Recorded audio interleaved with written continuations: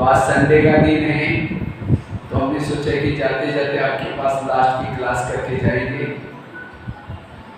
तो आज एक बहुत सुंदर अच्छा विषय पर हम चर्चा करेंगे।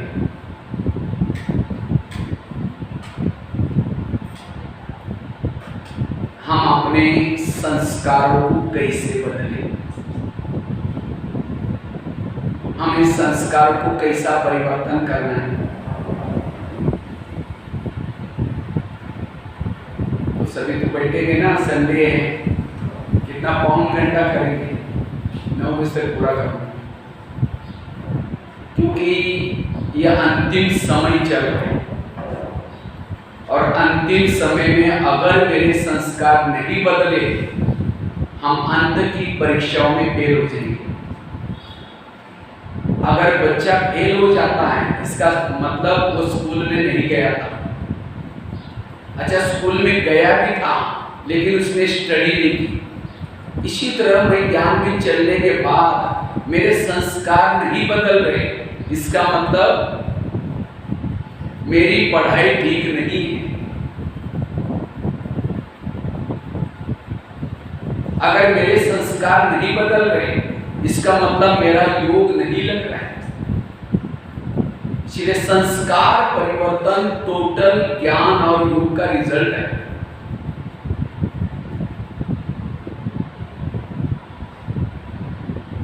कई कहते मेरे संस्कार ही ऐसे है ना। संस्कार आपके है ही नहीं ऐसे। आपके ओरिजिनल संस्कार क्या है? शांत स्वरूप, आनंद स्वरूप, शक्ति स्वरूप, प्रेम स्वरूप। ये जो आपके अभी जो संस्कार है वो पुराने बीच के संस्कार है, ओरिजिनल संस्कार आपके अच्छे हैं। इसीलिए मूल स्वरूप के संस्कार में रहना है।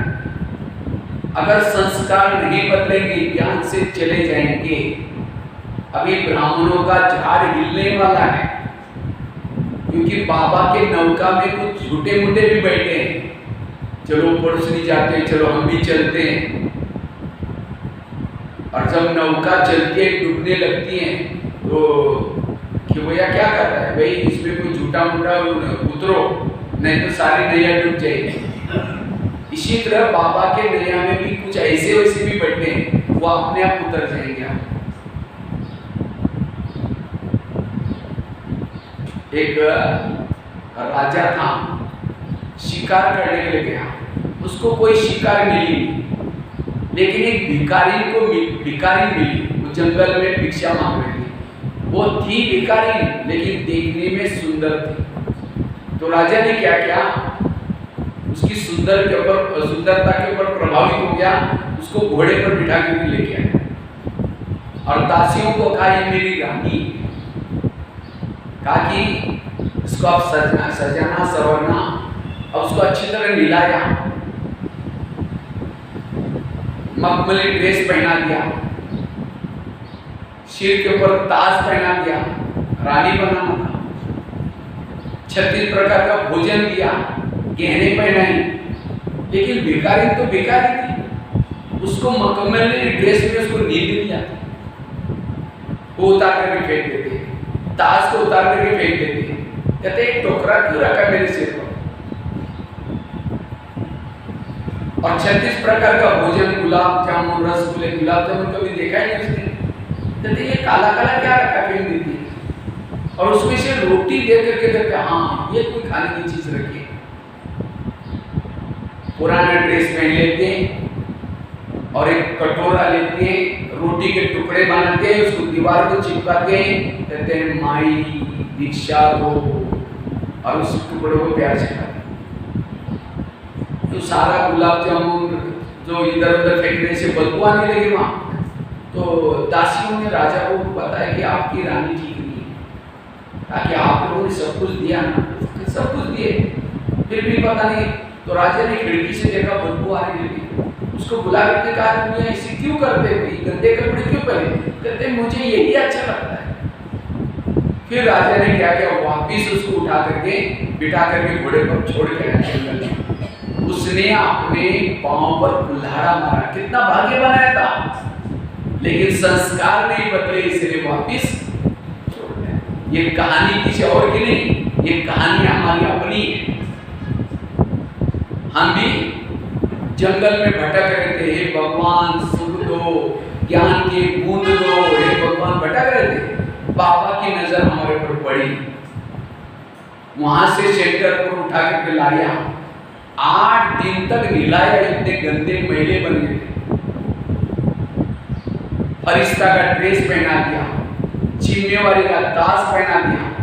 वो फरिश्ता का ड्रेस बार बार उतार करके चमड़ी वाला पहन लेते, देह भान में आते, तो बाबा को अच्छा लगेगा, कहेगा यहाँ से जाना तो बोले जाओ। इसलिए अपने संस्कारों को परिवर्तन।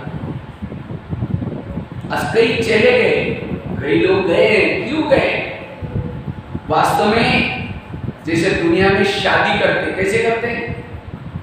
आजकल जो शादी करते हैं, पति जाएगा, देखेगा मेरे कोई लायक है।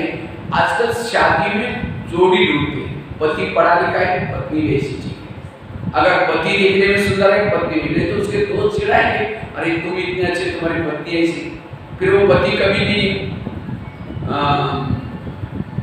घूमने के लिए दोस्तों के सामने लेके नहीं जाता उसको। क्या करता है? उसको घर का काम करने में लगाता है, साथ में नहीं रखता, क्योंकि पत्नी ठीक है। अब वो ऐसा करेंगी, ठीक है, वो व्यवहार नहीं करेंगी, बोलने की अकल नहीं, पति उसको सामने सबके नहीं लाता। इसी तरह बाबा भी हमारा कौन है? पति है। तो बाबा ने भी जोड़ी ढूंढी। बाबा भी भले बोला है, लेकिन जो भी क्या करता है? जोड़ी ढूंढता है। आज परमात्मा ने आपके गले में वर वाला डालिए, पसंद किए, ऐसे पसंद नहीं किया। आप इस संसार में बहुत विशेष आत्मा है, उसके लिए कोई आपके शरीर को नहीं देखा बाबा ने, कोई सुंदरता को नहीं देखा, आपके किसको देखा है? आत्मा के गुणों को देखा है। इसलिए आप बहुत महान आत्मा है। और ये भी पता है उसको, इसके अंदर कुछ बुरे संस्कार भी हैं, लेकिन वो सोचता है मैं उसको लेके जाऊंगा और यहाँ लाकर इतना प्यार करूंगा, इतना प्यार करूंगा, वो अपनी बुराई को भूल जाए। इसीलिए उसने उठा करके लाया है और रोज नहला रहा है, कितना गहने पहना रहा है। फिर भी अगर उस बुराई को नहीं छोड़ेंगे, छोड़ भी देगा वापस। इसीलिए बाबा कहते हैं बच्चे संस्कार को बदलो। जैसे दुनिया में शादी होगी तो पहले क्या करते हैं? पसंद करते, पसंद होने के बाद 7 फेरे लेते। आप लोगों ने लिया 7 फेरे? ये 7 दिन का कोर्स है, क्या है? 7 फेरे। उसके बाद क्या करते हैं? मंगलसूत्र पहनाता है, वरमाला पहनाते हैं। शादी में वरमाला पहनाते पत्नी दोनों एक दूसरे को। और उसके बाद क्या करते हैं? मंगलसूत्र पहनाता है। ब्याज क्या है? मंगलसूत्र। अगर नहीं पहना शादी कच्ची पक्की, मंगनी हुआ शादी नहीं। इसलिए ये मंगलसूत्र सदा पहन कर रखना है।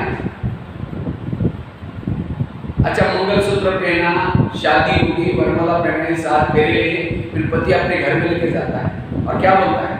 देखो मैं ऑफिस में जा रहा हूँ, ये करना, पड़ोसी के बाद जाकर बातें नहीं करना, बर्तन मांगना, कई डायरेक्शन लेके चला जाता है। शाम को आया, देखा पड़ोसी के पास बैठी, तो क्या लगेगा? चलो सोचेगा पहला दिन कोई बात नहीं, फिर दूसरे दिन बोल के गया अपने, रोज फिर दोनों का झगड़ा शुरू हो जाएगा। और झगड़ा होते होते एक दिन डाइवर्स देगा, कहेगा तुम अपने घर में ठीक, हम अपने घर में ठीक। जिसको आजकल दुनिया में कहते हैं डाइवर्स। बाबा तो हम भी यहाँ आए तो बाबा भी हमें रोज परम धाम से आकर के डायरेक्शन देता है। मुरली और कुछ नहीं, मुरली को 2 कॉलम में लिखो, पति ने आज क्या करने के लिए बोला है, क्या काम दिया है, और मना क्या क्या किया वो भी कॉलम में लिखो। सो मना क्या उसको मत करो, जो करने के लिए उसको करो, यही ध्यान। हम क्या करते, जो मना किया उसको कर लेते, और जो काम किया वो नहीं करते। शाम को योग में बैठेगी, पति का प्यार कैसा मिलेगा? फिर कई कहते बाबा का योग में प्यार ही नहीं मिलता, इसका मतलब आपने उसका कहना नहीं माना। इसलिए मुरली को सारा दिन करके आओ, तब योग लगेगा। ऐसे नहीं कि मुरली डायरी में रहते हैं, हम अपने कामों में व्यस्त। चलो डाइवर्स नहीं देगा। कई पत्नी क्या करते हैं, अगर सास झगड़ा हुए, कोई और झगड़ा हुए, तो कहते हैं मेरा पति तो ठीक है ना, इसकी बुढ़िया से क्या लेना देना, मर जाएगी कुछ दिन के बाद, एडजस्ट करके चलती। इसी तरह कई ब्राह्मण आत्मा क्यों जाते हैं? क्योंकि कोई ब्राह्मण आत्माओं से टकराते हैं, कहते भेजी ठीक नहीं है। अरे भेजी को क्यों देख रहे, पति तो ठीक है ना। मुझे लगता है आज तक जितने पति मिले सबसे महत्वपूर्ण पति ये शिव बाबा है। वो पति तो इतना चावल खाता है, क्या क्या चाहिए मेरे पति को, चाहिए कुछ, वो आपके साथ में टिकट की भी निकालने की जरूरत नहीं, ट्रेन यहाँ से माउंट आबू जाएगी, टिकट की भी जरूरत है। वो टीटी बोलेगा तुम्हारे पति की भी टिकट दे दो, वो पति तो आपका बटुआ खींच के लेगा, शराब पिएगा, मारेगा। ये तो रोज बैठ करके कितनी महिमा करता है, तुम कितनी अच्छी हो, तुम बहुत अच्छी हो। और संसार में सबसे सुंदर पति शिव बाबा है, सत्यम शिवम सुंदर, सबसे धनवान है।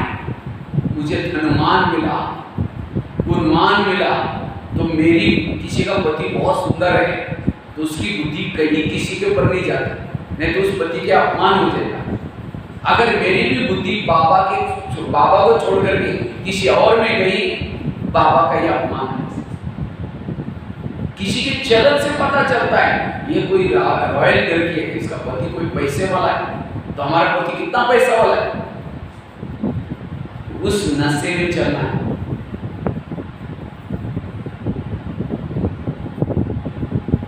नहीं तो क्या करेगा, फिर डाइवोर्स देगा, और डाइवोर्स देने से 21 जन्मों की राजाई चली गई। सारा बाबा को डाइवोर्स देना मतलब वर्ष को भी डाइवोर्स दे दिया। इसलिए कुछ भी हो जाए एडजस्ट करके चलना है, पति के साथ चलना है। अगर मैनर्स ठीक नहीं है, फिर बाबा कभी सेवा में भी आपको आगे नहीं करने देगा। कई कहते मुझे सेवा का चांस ही नहीं मिलता, इसका मतलब आपके संस्कार ठीक नहीं है, इसलिए पति आगे नहीं लाता। अगर आपके संस्कार अच्छे हैं, अपने आप आपको कोई रोक नहीं सकता, आपको अपने आप आगे कर देगा। उसको पता है ये मेरा नाम रोशन करेगा, उसको पता है कि किसी के ऊपर प्रभावित नहीं होगा, उसका विश्वास होगा। इसीलिए चलो आजकल डाइवोर्स नहीं देते, अगर डाइवोर्स कोई देता है तो गवर्नमेंट के कायदे बने, तो पति क्या करता है फिर? अगर पत्नी ठीक नहीं है तो दूसरी शादी करता है, दूसरी शादी करता है। इसी तरह बाबा भी डाइवोर्स नहीं देगा, लेकिन क्या करेगा? अगर आपको जिस पद के लिए चुना है वो नहीं कर रहे, दुनिया में बनाना थोड़ी छोड़ेगा, आपके जगह पर किसी और को चॉइस करेगा और उसे प्यार करेगा। इसलिए कई भाई बहन करते, बाबा हम ध्यान में आए थे, बाबा बहुत प्यार करता था, लेकिन अब बाबा प्यार ही नहीं करता, इसका मतलब बाबा ने दूसरी शादी कर दी, आपके जगह पर किसी और को चॉइस किया। भगवान की नजर हमारे ऊपर से निकल जाए, कितनी बुरी बात है। और क्यों निकलता है? कितना रोज कहता है तो मानती, इसलिए नजर घुमा देगा वो।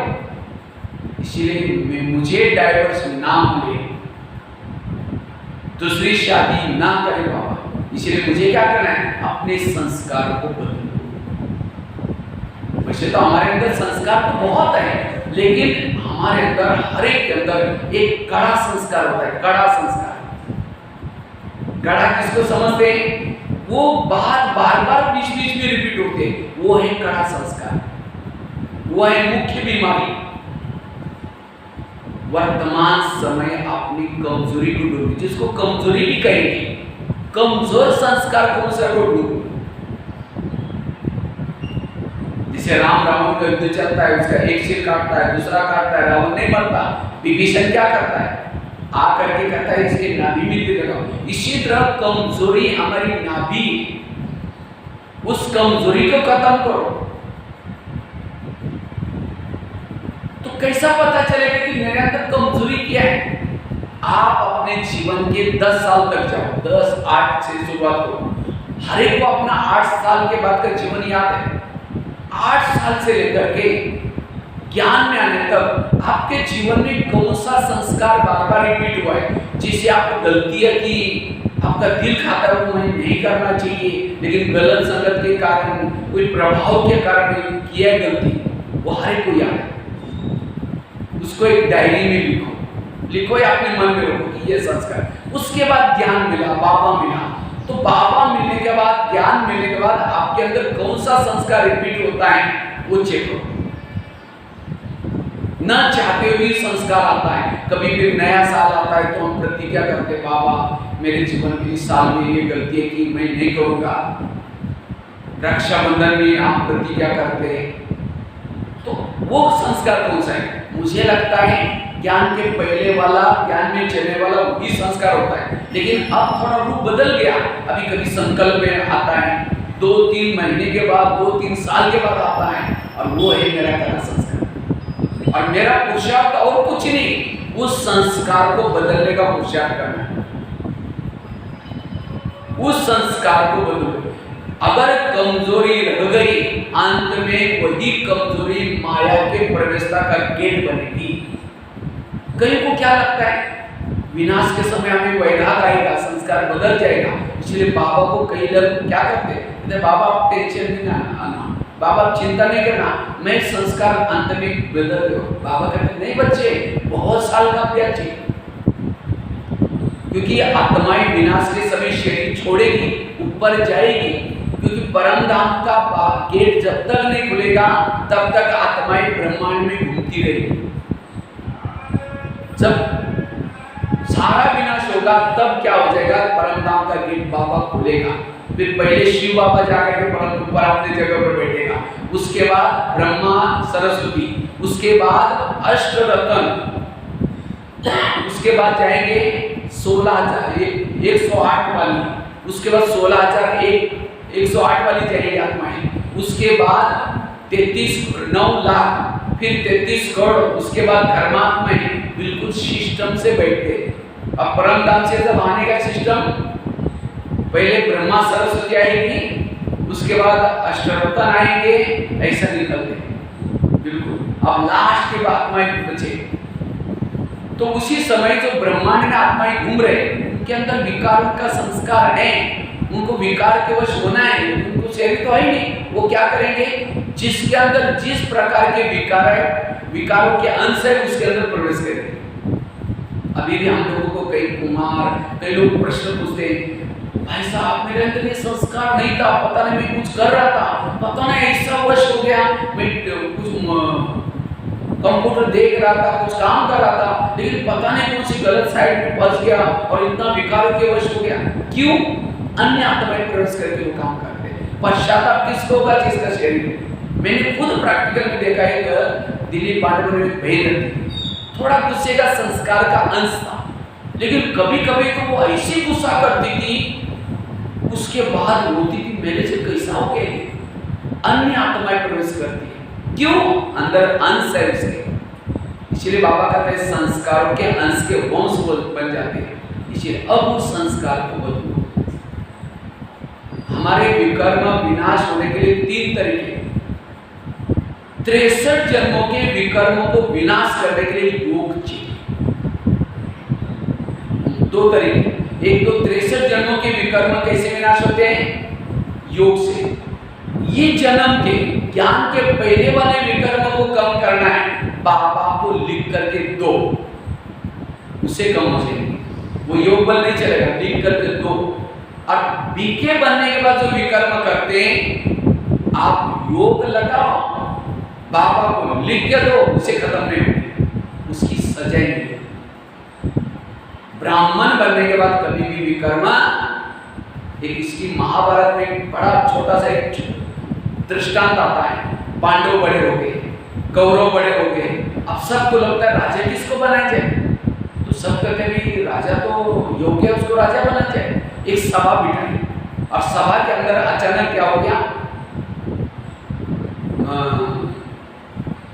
4 लोगों को पकड़ करके लाए, जिनके गले बांधे थे, सिर बांधा था, और सभा में खड़े किया, और सबसे पहले पूछा दुर्योधन को, दुर्योधन अगर तुम राजा बनोगे और तुम्हारे सामने ऐसी केस आएगी, इन चारों ने मिलकर के एक व्यक्ति का मर्डर किया, तुम क्या सजा दोगे? तो वो जोश से उठता है, कहता है मर्डर क्या, इन चारों को भी गले काटो, मैं तो यही निर्णय दूंगा, इनके भी गले काटो। अच्छा कहा बैठो। फिर यही प्रश्न युधिष्ठिर को पूछा, कहा कि तुम अगर राजा बनोगे, तुम्हारे सामने ऐसी केस आएगी, तुम क्या सजा दोगे? वो गंभीर हो गया, कहते इनकी मैं कुल जाति पूछना चाहता हूँ। तो शकुनी उठ करके कहते जाति से क्या मतलब है? तो सब कहते मतलब है, कहते पूछा ही, क्योंकि उसको लगता है कि मेरा दुर्योधन ने जो बोला वो, तो कहते नहीं। तो किसी ने कहा एक इसमें से शूद्र है, दूसरा वैश्य, तीसरा क्षत्रिय, चौथा ब्राह्मण, चार कुल के चार।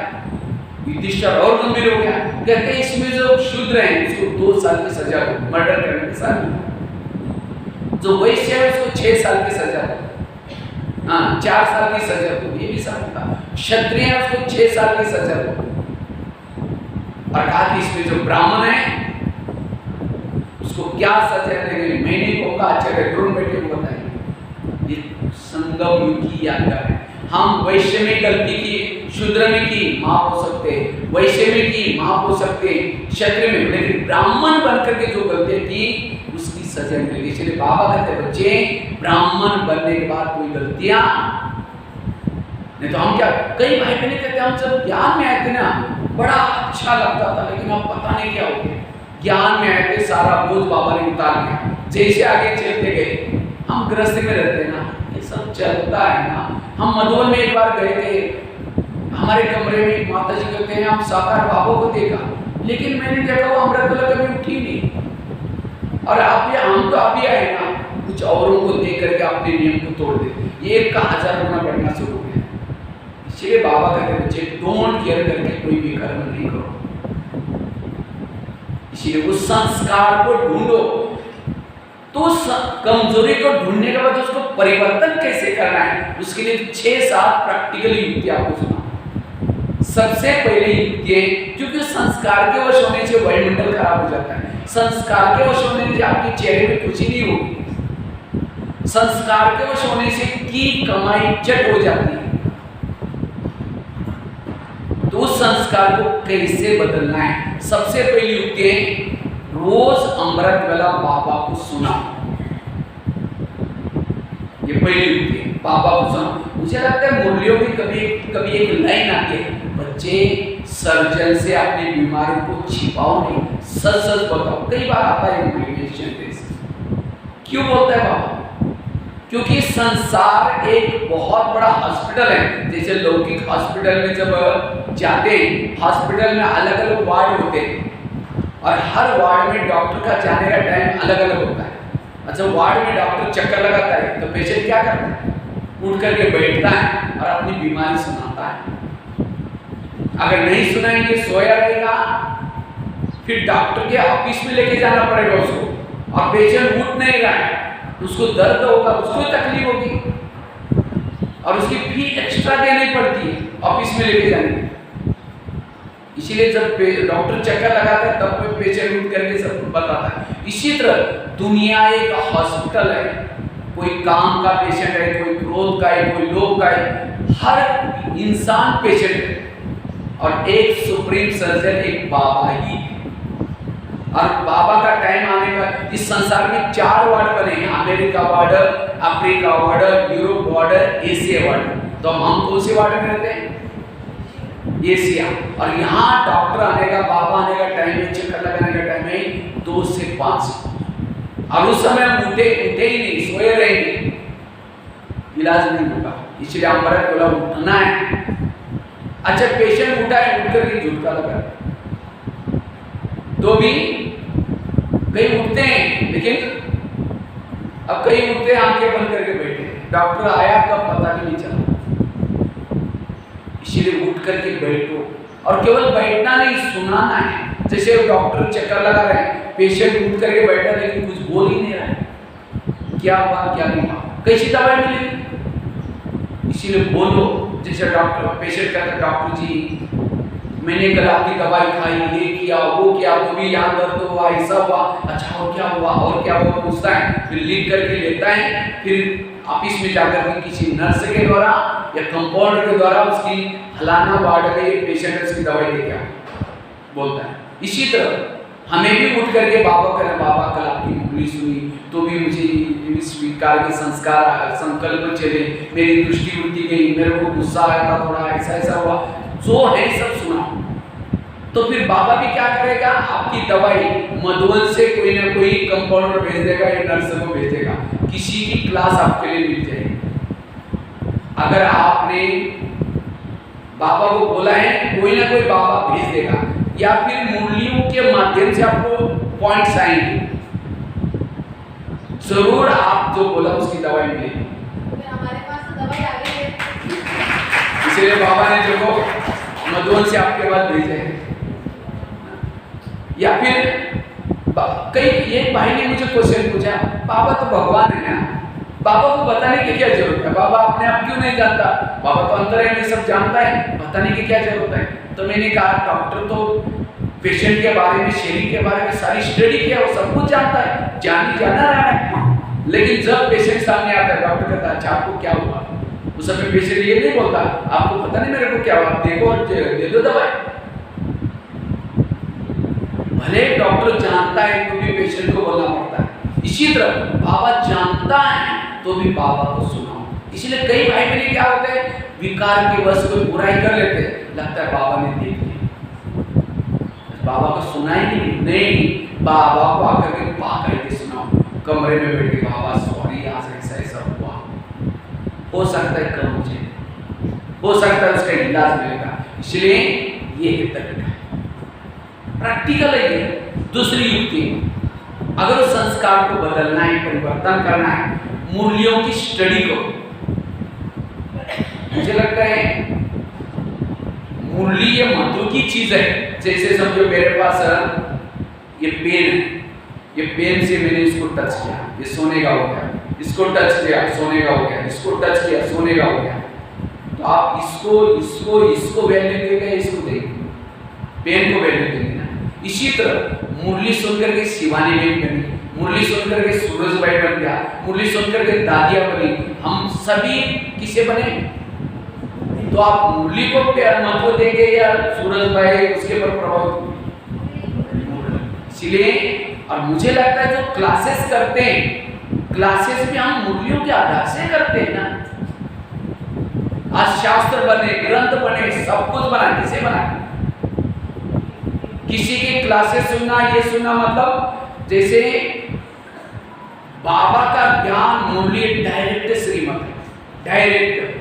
अब जो हम सुनाते जरूरी नहीं कि वो सत्य है, इसलिए मुरली के श्रीमत, और ये मुरली इसलिए मुरलियों को मत हो। नहीं तो हमारे एक चित्र है, तो सीढ़ी में एक लास्ट में एक भिखारी सोए, सीढ़ी में चित्र है, भिखारी सोए, उसके सिराने क्या है, गीता, और उसके हाथ में क्या है, कटोरा, भिक्षा मांग रहा है। और चित्र किसका बताते हैं, भारत, भारत का नहीं, हमारे ब्राह्मणों का चित्र है। भारत का गीता तो है ही नहीं ना, असली गीता किसके पास, हमारे पास है, लेकिन वो कहाँ अलमारी में रखी है, किसी के पास है भी नहीं। मुरलियों की संचय आपके पास चाहिए। आजकल किताबें मधुबन में मिलती है 10 रुपए 15 रुपए, ज्यादा कीमत नहीं, 69 से लेकर के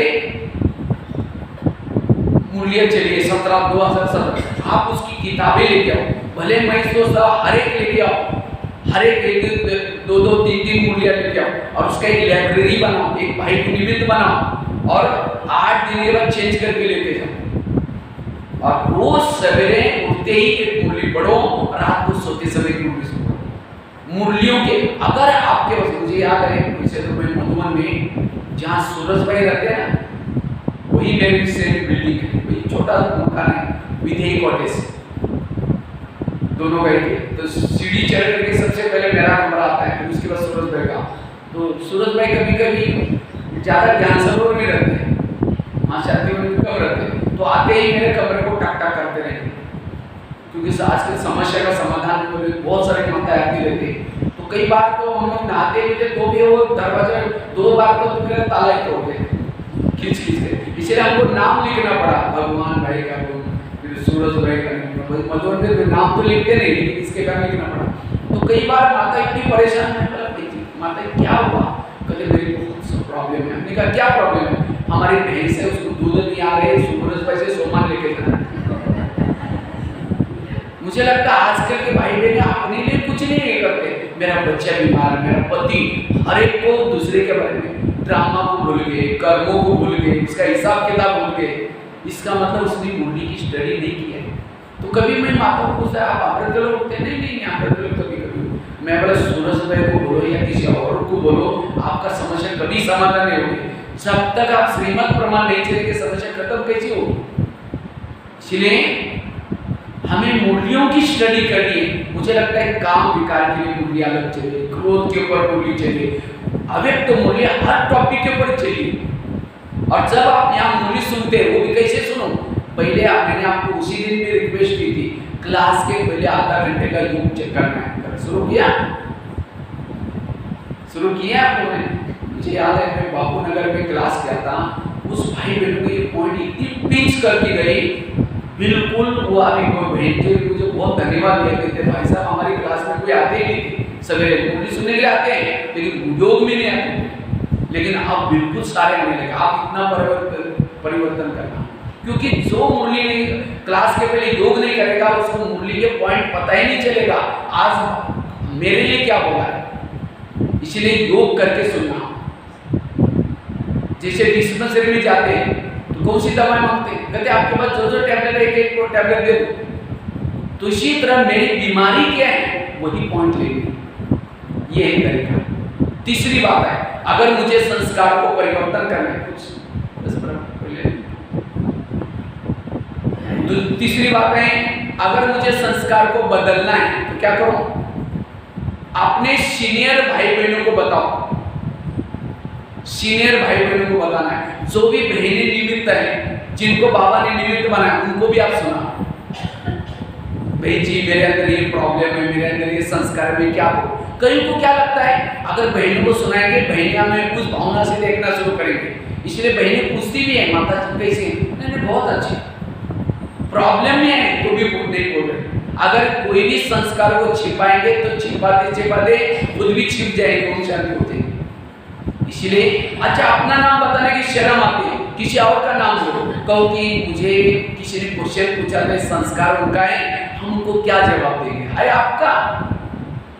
और मुझे लगता है किसी को और क्वेश्चन पूछने के बजाय आपने संस्कार के बारे में क्वेश्चन पूछो, उस बीमारी को खत्म करो और तब आप विजय बनेंगे। हम करते जैसे युद्ध होता है, युद्ध में इधर अर्जुन है इधर दुर्योधन है, अर्जुन किसके पर तीर चलाएगा, दुर्योधन के पर, छोटे को नहीं मारेगा। अगर छोटे को सबको मारा दुर्योधन जिंदा है तो भी उसकी विजय नहीं गई। अगर दुर्योधन को मार दिया बाकी सेना भाग जाएंगे, शरण में आएंगे। इसी तरह हम ज्ञान में चलते हैं, हम कहते मैंने ये छोड़ा ये छोड़ा ये छोड़ा, बस कोई एक रह गया, जो रह गया वो जब आ जाता है जो मारा हुआ सबको जिंदा करता है, और इसीलिए सफल नहीं बन रहे। इसलिए कड़े संस्कार को खत्म करना है, इसके लिए सीनियर को सुना। तीसरी चौथी युक्ति, अगर संस्कार वास्तव में संस्कार परिवर्तन शब्द गलत है, संस्कार कभी भी हमारे परिवर्तन नहीं होते, संस्कार मर्ज हो जाते हैं इमर्ज हो जाते हैं। समझो पहले सीढ़ी आती थी, सीढ़ी पहले जमाने में एक बड़ा सा तवे जैसा एक ग्रामोफोन आता है, कैसे ये आता था, उसके ऊपर सुई रखते थे वो गीत बजता था। इसका मतलब जो गीत बज रहे वही है, बाकी सब उड़ गया नहीं, सुई जहां चल रहे वो बोल रहे। इसी तरह हमारे सारे संस्कार अंदर होते, लेकिन जब हमारा ज्ञान योग अच्छा होता है संस्कार दब जाते। जैसे चूहा जब बिल्ली नहीं है चूहे बाहर आते बिल से, और जैसे बिल्ली आई चूहे अंदर, वो खत्म नहीं हुए अंदर, जैसे बिल्ली गई फिर वापस आते। इसी तरह जब हमारा ज्ञान योग अच्छा होता है संस्कार दब जाते हैं, ज्ञान योग दब जाते हैं। जैसा थोड़ा ज्ञान योग कम हो गया संस्कार, इसलिए ये शब्द यूज करो, संस्कार मर्ज हो जाते हैं, संस्कार इमर्ज हो जाते हैं। इसलिए वो इमर्ज क्यों हो जाता है, क्यों, उसको कहीं ना कहीं से भोजन मिल जाता है। समझो कोई बुजुर्ग व्यक्ति है, बहुत क्रोधी है, सबकी पिटाई करता है, अगर उस बुजुर्ग व्यक्ति को रबड़ी खिलाओ, मलाई खिलाओ, पनीर खिलाओ, उसको और ताकत आएगी और पिटाई करेगा। अगर उसको खिलाओ नहीं तो वहां से कहेगा मैं आकर के मारूंगा, ये करो, लेकिन मार उठ ही नहीं सकता, मारे रहते। इसी तरह आज हमारे अंदर जो संस्कार है वो इमर्ज क्यों हो जाते हैं, क्योंकि उसको कहीं ना कहीं भोजन मिल जाता है। समझो किसी का काम विकार का कड़ा संस्कार है, ऐसे आप फैशन कर रहे हैं, गलत फिल्में देख रहे हैं, कुछ गलत इंटरनेट के साइड में जा रहे हैं, गलत गीत सुन रहे हैं, तो संस्कार को क्या दे रहे हो? भोजन दे रहे हैं, उससे संस्कार जागृत हो जाएगा। इसलिए बाबा ने नियम सेम क्यों बनाए थे? बच्चे नावेल्स नहीं पढ़ो, टीवी नहीं देखो, फिल्म नहीं देखो, लेकिन आज माया कहते अच्छा आप तो थिएटर में नहीं आते ना, मैं तुम्हारे जेब में आती हूँ। बिल्कुल साथ साथ है, थोड़ा भी इसको मिल गया हवा पानी जागृत हो जाते। इसलिए जिस बातों को देखने से संस्कार जागृत होते वो नहीं करना है।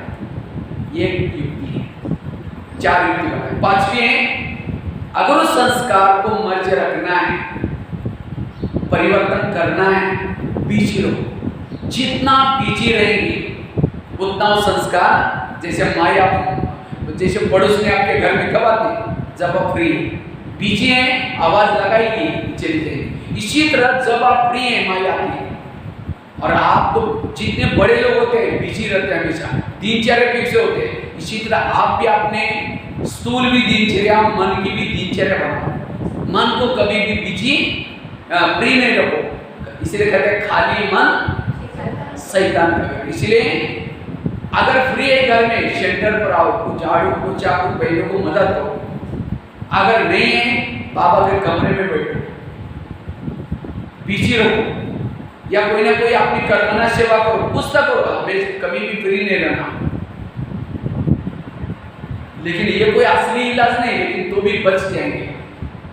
6ठा इलाज है, अगर उस संस्कार को भी मर्ज रखना है, मर्ज आत्म अभिमानी स्थिति की तपस्या। भूत कहाँ रहते हैं? जहाँ अंधेरा है। इसी तरह जितना आत्म अभिमानी की लाइट होगी उतना वो संस्कार पर, कैसे भी कड़े संस्कार को परिवर्तन करने के लिए आत्म अभिमानी स्थिति चाहिए। इसलिए आत्म अभिमानी स्थिति का अभ्यास। 7वीं युक्ति है, अगर उस संस्कार को मर्ज रूप में रखना है, श्रीमत का पालन। जितना श्रीमत के अंदर रहेंगे वो संस्कार नहीं आएगा। उस संस्कार को कब आता है? आपको क्या करता है? श्रीमत से बाहर लेके आता है। अभिमन्यु को मारा था, उसको क्या किया? अर्जुन से दूर किया, कृष्ण से दूर किया, फिर सभी ने मिलकर के चक्र बनाया, मार दिया, बेमौत मारा। इसी तरह माया भी क्या करते हैं? सवेरे सवेरे आलस के रूप में आते हैं, सो जाओ कि तबियत खराब हो जाएगी, मच्छर काटे थे, सो जाओ। अब सो जाएंगे, जब सो जाएंगे दिन में घेबान में आएंगे, पर चिंतन चलेगा, निगेटिव आएगा, और करते करते काम क्रोध सारे विकार आएंगे, चक्र बना करके खत्म। फिर कहते हैं नहीं आज क्या हो गया, मैं तो हार गया। क्यों? क्योंकि आपने